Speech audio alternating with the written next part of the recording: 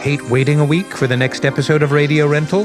Subscribe to Tenderfoot Plus to get early access to episodes, ad-free listening, and bonus scary stories. Visit tenderfootplus.com for details.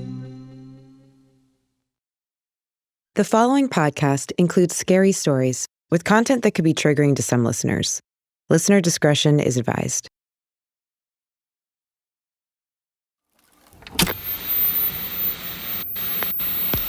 Take a break from the same old boring blockbusters and experience a new kind of movie night with Radio Rental. At Radio Rental, our videos come to life in your living room, defy all logic and reasoning, and make you question your own reality. This is not your ordinary video rental store.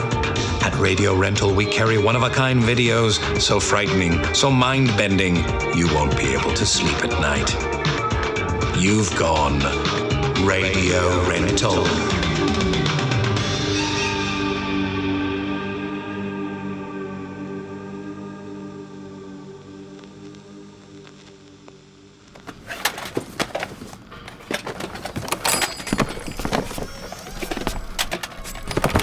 Oh boy, not another one. God damn it. Oh, hello. Hello there. Welcome in. Welcome. If you're new here, I'm Terry Carnation, and you found yourself at Radio Rental, a VHS rental shop that houses a collection of the scariest true horror stories you've ever heard.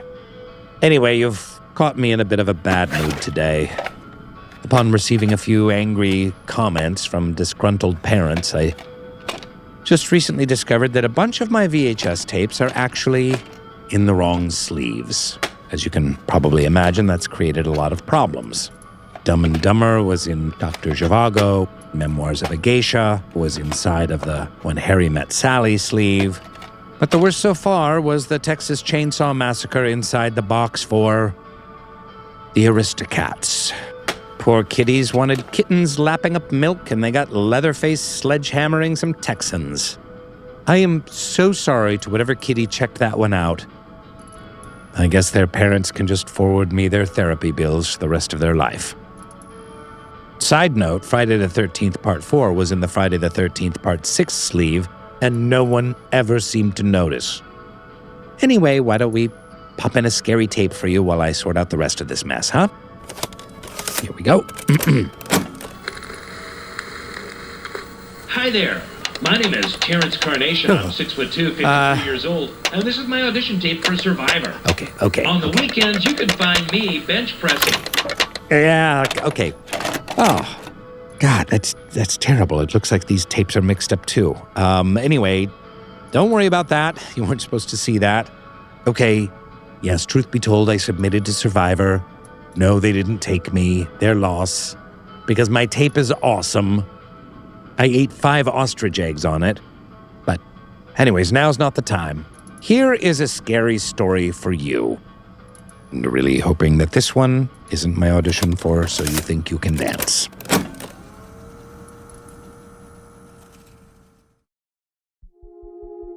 I was newly engaged. Before my fiance at the time and I were going to get married, my brother-in-law wanted to go on a camping trip. My fiance and I were native Coloradans, and we are big into outdoor everything. We also had purchased a new truck, and we're kind of excited to take it out on its maiden voyage camping trip.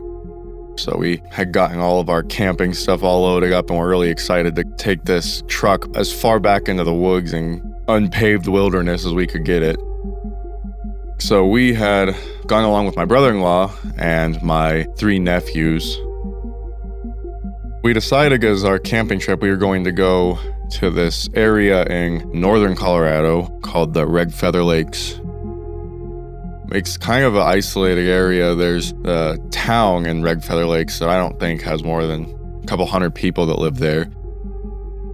Miles and miles and miles of logging roads, forest access, national forest land, and Bureau of Land Management, campsites and everything.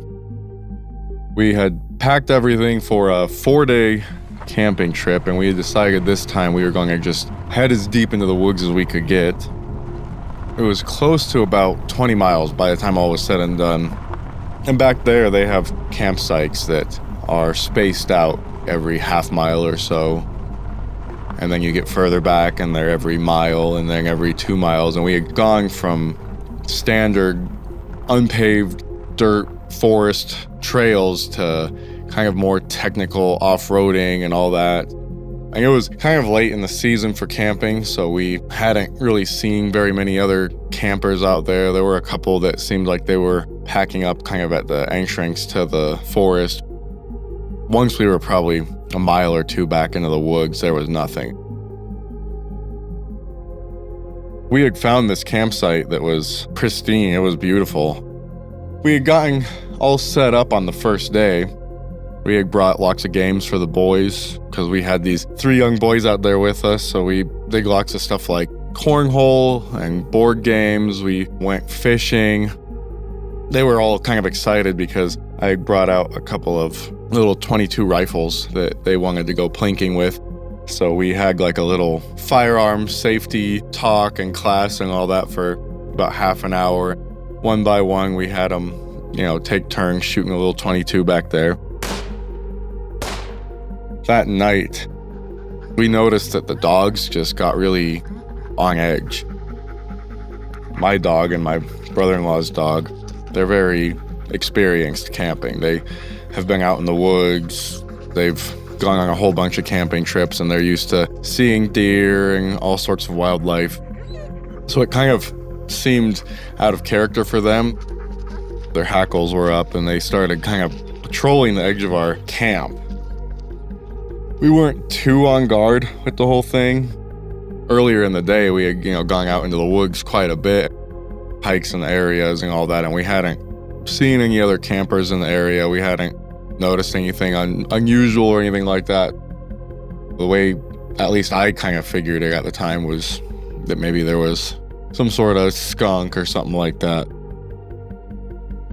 It was the second day that we continued to do kind of normal camping activities. We had probably gone a mile in every direction from our camp. We'd go a mile in one way, and then we'd come back. After about half an hour, the boys would go on another hike, and we'd go out in the other direction and just exploring the woods and seeing what there was to see. That night, we got the boys all put away for bed. My wife, my brother-in-law, and I stayed up around the campfire until 1 a.m. All this time, the dogs have just kind of been acting on edge. Once every hour, they're getting up and they're running around and they're kind of patrolling the edge of our campground, or they're acting strange on our hikes where they're looking behind us. Really just kind of on guard the whole time. So that night when we went to bed, I was starting to feel kind of uneasy.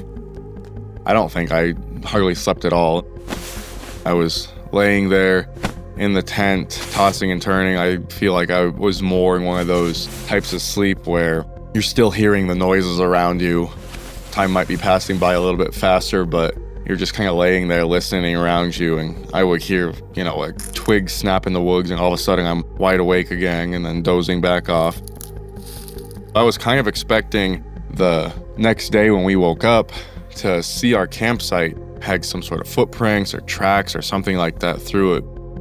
Some sort of bear, some sort of deer wandering through the site, anything like that. I was looking around and I didn't see anything, but I did notice one of our water jugs, all underneath it, was just soaked. And we had at least 6 of them. They were 5-gallon water jugs, and they have like a little pull tab spigot that pulls out on them. The water jug was just completely drained. I was thinking, did somebody come into our camp and just drain our water? Or are they trying to run us out of here? I didn't see any footprints, and we had more water with us than just that one 5-gallon jug. So we weren't too stressed about it. I had other water in my truck, and my brother had other water in his car. Maybe, my nephews, one of them had woken up in the middle of the night and gotten some water or something like that and forgotten to close it. We had decided on that third day that the dogs seemed so uncomfortable, and we were kind of starting to think like, if these dogs have been on edge for so long, maybe we'll just pack it in a day early, but we weren't in any hurry. We cooked breakfast and we started packing up a little bit, and by the time we had gotten everything halfway loaded, the dogs were getting increasingly agitated. They were barking off into the woods. They were just acting so upset. Very unusual behavior for them. By the time we had gotten to fully loading into our vehicles, it was getting close to dinner time at that point. We had really taken our time. We decided, all right, have dinner, and then we'll make our way back to the town while there's still light. From there, it's just a couple-hour drive back to our homes. My nephews were a little bit irritated because on every camping trip, we will go out snipe hunting. When you have a younger party of children with you when you're out camping, you'll talk about the snipe, and the snipe is different for everybody. It's this made-up creature that usually you'll go off with a younger party of kids in your camp and you'll go looking through the woods for the snipe just to, keep the younger kids occupied while you're out camping. What our routine with snipe hunting is, we'll form kind of a single file line. My brother-in-law, he'll lead us in a big, wide, round circle that kind of leads us back to the campsite. He'll take the front. My fiance this time, she was in the middle of the boys and I was in the back of the line. I was picking up small rocks and sticks and things like that, and when it was very clear that they weren't looking in my direction, I would throw a rock off to the right of our group, or I'd throw a stick over to the left, and my fiance at the time, she would go, did you hear that over there? What was that? And the little boys, they would gasp, oh my goodness, I think it's the snipe. We went pretty deep into the woods. I'm throwing rocks off in this direction, and every now and then I throw some off in that direction. We've been out there for about 15 minutes or so. A big rock, maybe about a softball size, just comes in and lands right in the middle of our group. It landed closest to my fiance. It landed right at her feet. She looked at me, and my brother-in-law looked at me. What the heck are you doing? That is a big rock that you just threw over here. I can just see in their eyes, and I'm looking back at them like, I didn't throw that rock. My nephews were all startled and excited. Oh my gosh, the snipe has thrown this big old rock at us. I didn't see it come in. I just saw it land, and so I thought maybe it fell off of something, but I'm looking around, and where we were standing was kind of flat forest area. We had been standing there for not more than 10 seconds, just kind of looking back and forth at each other, when another rock came out of the woods and hit me in the chest. It winded me. It caught us incredibly off guard, but I think at this point, all of a sudden the dots connecting for me. Somebody's throwing rocks at us, and I couldn't see where they were at all. We just started running. We tried to kind of play it off a little bit cool for my nephews, but we just kind of said like, oh my gosh, this is a mean snipe. We need to run back to the car. And so we're running back to the car, but we don't know what the heck is going on. We start just driving out of the campsite. My brother pulls out of the campsite first. I pull out second. The road was pretty rough leaving the campsite. Rougher than what you would kind of expect of normal forest road. We got maybe a half mile from our campsite, and we come around the bend. There was stuff kind of like littering all over the road. It looked like there were sticks and just like maybe like trash bags and stuff like that. Well, as we get closer, we're coming up on it. We're looking out the window. There's bones. bones in all sorts of conditioning. Some of them still had clumps of fur and meat attached to them. I remember seeing what looked like a big femur in the road. Other ones were like actual carcasses. As we kind of continued further along the trail, there were beheaded elk. There was such a mess and a mangle of just flesh. There were just bones and rotting carcasses and everything that we were having to drive and maneuver around to go down this trail. We were afraid that we were going to drive over some sort of antlers and pop a tire.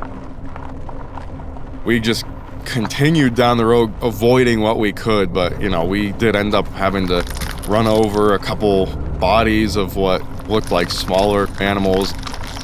Everything was so mangled, it was hard to tell what was what.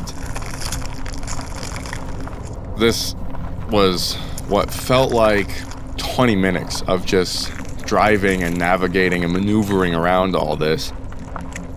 But it's just like this gore of just animal remnants that not only that are spread all over the road, but they weren't there when you got there. And so close to our campsite. A half mile at the most. We went further down the road for another 5 minutes or so. But again, this is really rough terrain. It's slow traveling. We pull up to this opening in the woods where it looked like somebody else had set up camp. I had stopped my truck. My brother-in-law, he just decided to continue on. But I thought, I'm gonna go tell these other campers, you guys might want to pack up. There's something weird going on here. So I pulled up to this campsite, not leaving the road, and started walking over to this campsite. I could see that there was a green bus. As I got closer to the bus, I started to notice the windows were covered with what looked like paper, maybe like butcher's paper or something like that, covering all the windows from the inside.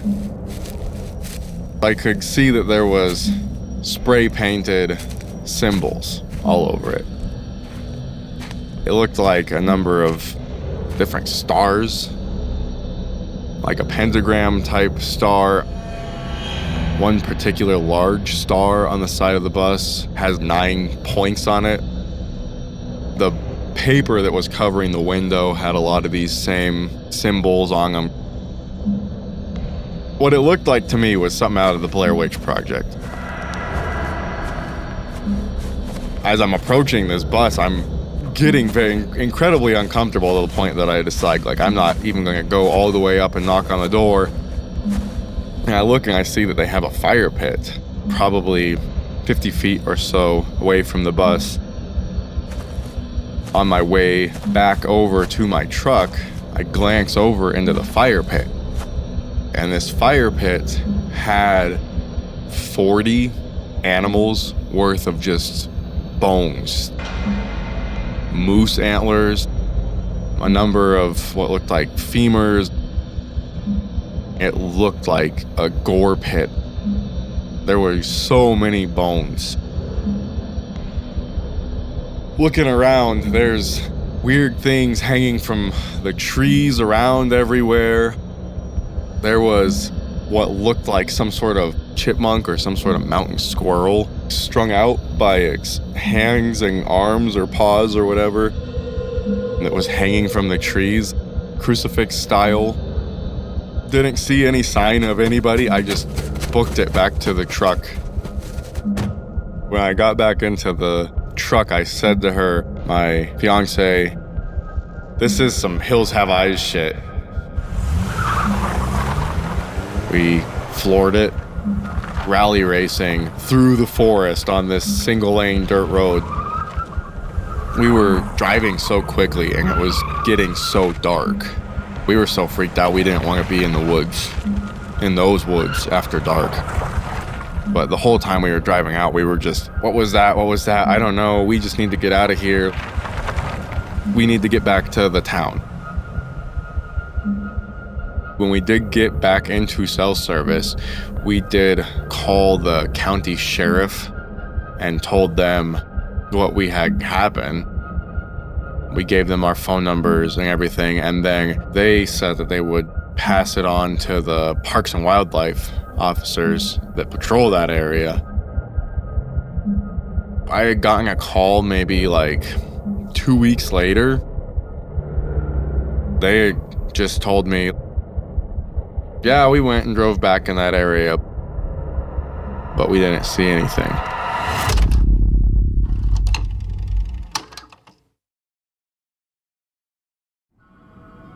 Wow, what a harrowing story.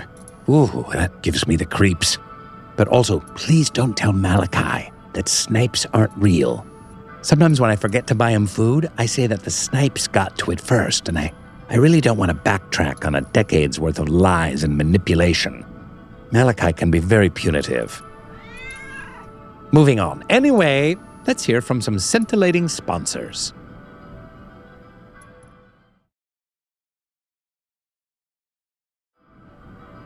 And we're back. Time for another scary story. Roll the tape. Now I have to walk over here and actually press play, but pretend it started immediately, which would have been so much cooler.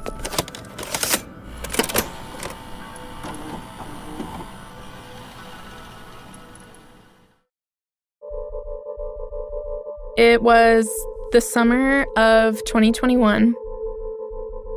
I was going to Key West for the first time with my boyfriend's family. They had recently gotten a condo a few hours north. They were really excited to show me everything that Key West had to offer. One of the days that we were staying there, we decided to see all the local attractions like Ernest Hemingway's house, Duval Street, and the Key West Museum. I was particularly excited about the Key West Museum. I knew that Robert the Doll lived there. Robert the Doll is supposedly cursed and belonged to a little boy in the early 1900s. He was given the doll when he was 4. The lore is that Robert Eugene Otto was given the doll by a servant of his family in 1904. The servant supposedly was very poorly mistreated and put a curse on the doll. This led to an attachment between the doll and Gene. Gene would always refer to the doll as his friend, and he named the doll after himself. He named him Robert. Weird things started happening in their house growing up. He would cause things to move, destroy other toys, really be a menace in their household. Gene's parents would always get mad at him and say he's making a mess and tell him to stop, but his only response would always be, Robert did it. As Gene grew up, got married, he couldn't let go of the doll. After he passed, his wife donated the doll to the Key West Museum because they had a house down there. The museum took the doll and was like, I guess we'll have it. After they put it in a box, something not secure, he would move things around in the museum and continue to just do malevolent things. People knew that something was just off about it, so they put it in a glass case. When people visit, you have to be very respectful. It's just something Robert likes, for people to ask permission to take his picture verbally. Very respectfully, can I take your picture? That's how the doll got started. I knew a lot about Robert the Doll's history before I went to the Key West Museum. Really, Robert is the main event of the museum. More than anything, I wanted to know if when you were around the doll, if you could feel that unease, almost radiating from it, just for the sake of curiosity. We finally passed through the other exhibits. We walked into Robert's room, and it's this sort of stone, open exhibit where Robert is in the middle. It's a stuffed boy doll that's about 3 feet tall in a sailor's costume, and he has a teddy bear in this glass case, and he has letters in his case. He looks a little raggedy, beaten up. I thought that because of his demeanor and look and the lore, I was expecting to feel maybe a cold rush or a tingling of the spine, something that indicated that something was off with the doll. I was going to immediately want to get out of the room or have some sort of reaction other than just feeling like it was a doll. You know what, maybe the stories were just made up and this was something that was way overhyped and I got too excited about it. It's no big deal. I was more curious about what would happen if I took a picture. Even after listening to the lore and several scary podcasts of people saying not to do it, I thought, you know what, I was also expecting to feel the evil radiating off the doll, and I didn't feel that, so why not just take a picture to remember? I took a picture with the camera facing the doll and a thumbs up. I sent it to some friends just to show them, hey, I did it. Robert's not that scary. I did not ask permission. We finished walking through the museum. I got a t-shirt, a Robert the Doll t-shirt on sale. After that, we went about the rest of the day in Key West, shopping, looking at other historical places. Later that night, when I was going to bed, the same room that I had the whole week, woke up in the middle of the night, decided to check my phone. My phone had been plugged in on the mattress, the same charger and same outlet that I'd used in previous nights. When I went to pick it up, it was searing hot. Ouch. It felt like it was about to start an electrical fire or burn a hole through the mattress. I immediately unplugged it after seeing that it was on and had no warnings, and just wait for it to cool down. Woke up in the morning to find my phone unable to turn on, and after attempting several resolutions, my phone was never to turn on again for the rest of the trip. Immediately, I correlated with what I had done the day before. I thought there's absolutely no way this happened to me. After the trip, we went to a repair store. They had asked what I had done to get my phone to this state, if I had left it in the sun, if there was water damage, what could have caused this heavy of damage to the phone. I hadn't done anything besides plug it in with the brand charger. The phone was not repairable. I had to get a new one. On that new phone, reinstalled Google Drive, which had backed up my photos. Once I had viewed all of the images that were backed up from the trip, I knew I was looking for one picture because I didn't want it on the new phone. I wanted to get rid of the memory of that, even if it was potentially a coincidence. But I couldn't find the one Robert picture that I had taken that day. There were pictures from earlier that day, and there were pictures after the museum, but there was not the Robert picture. My friends still had it, family still had it in our texts. That was very unsettling, and I definitely immediately thought of Robert. It was because of the picture. The coincidence was just too strong. I mean, hours apart that I took the picture. And then my phone started having issues. And the fact that there were so many and has been so many other reports, it's a little hard to believe it's a coincidence. I would say I was feeling like I was being haunted. Almost like he's over my shoulder.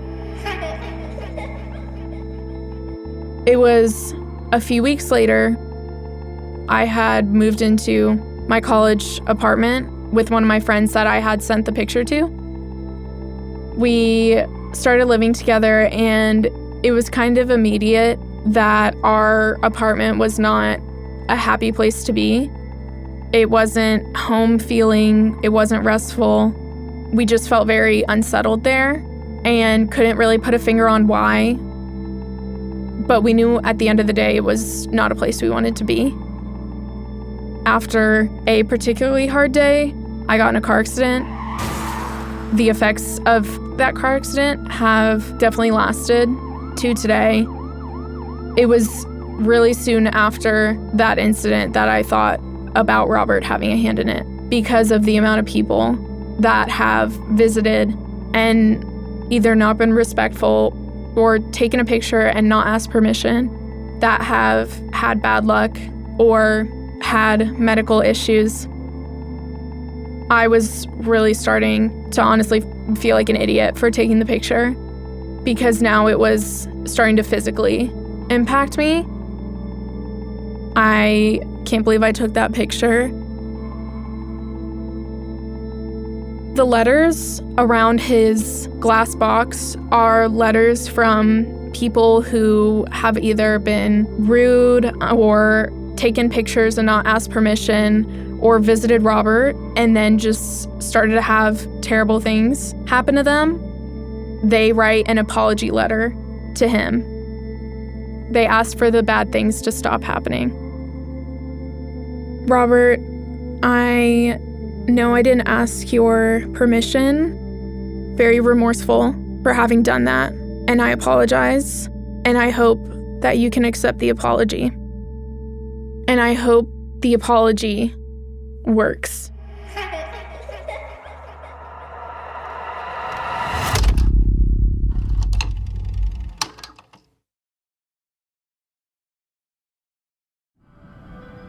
Aha, classic Robert the Doll story. You know, I have my own Robert the Doll story. I, too, went to visit him when I was down in Key West, and, well, I was pretty inebriated after a day on Duval Street, I'll admit it. Anyway, I refused to cower to a doll, so I walked or stumbled right up to his little glass cage, and I said, well, I don't know if I should repeat it. It was pretty foul. I used some pretty graphic doll language. But I swear to God, ever since then, I haven't been able to find my sunglasses. Ever. This is since 1997. So I'm just saying. I know that stuffed boy cursed me too, but I refuse to apologize. Anyways, let's break for an ad. Also, when in Key West, be sure to get the key lime pie and the conch fritters. You won't regret it.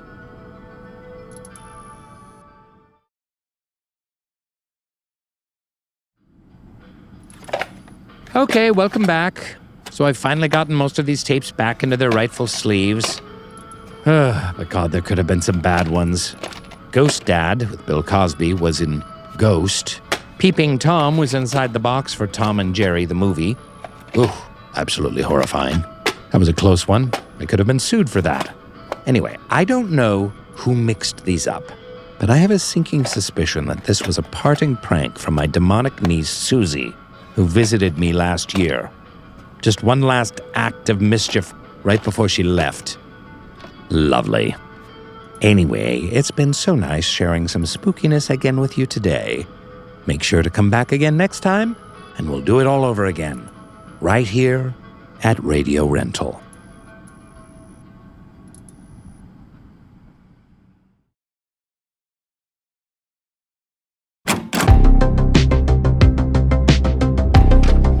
Radio Rental is created by Payne Lindsay and brought to you by Tenderfoot TV.